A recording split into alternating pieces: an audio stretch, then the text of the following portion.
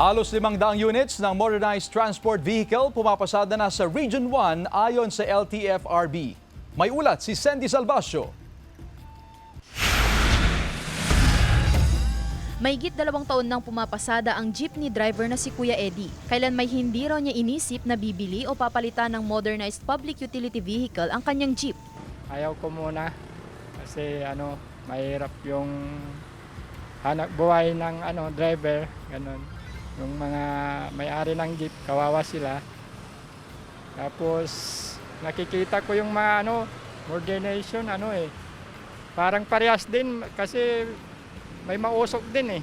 Sa tansya ni Kuya Eddie, aabot na sa 3 milyong piso ang halaga ng modernized jeep. Mas mura kung ikukumpara raw sa 300,000 hanggang 400,000 pesos na halaga ng isang tradisyonal na jeep.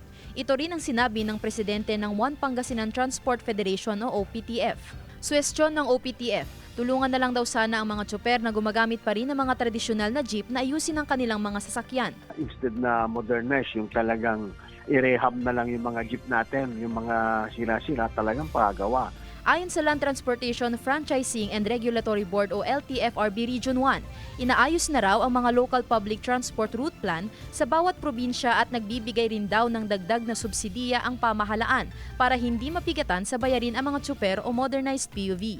And then meron din tayo dun kasama yung programa, yung service contracting program, where saan minimeasure natin yung pagbiyahe ng kooperatiba, yung mga units nila, kung napufulfill ba nila yung from point A nila to point B. Para maiwasan natin yung mga cutting trip. Pag nagawa nila yun, then the government can really give them additional monetary support. Ayon sa OPTF, handa sa transition ang ilang tsuper basta't gawin sanang 10 years ang pagbabayad sa mabibiling modernized PUV. Sa kasalukuyan, nasa 478 units na ang mga modern jeep na bumabiyahe sa buong Ilocos Region. Kasama si Henry Duminsil, Sandy Salvacio, One North Central Luzon.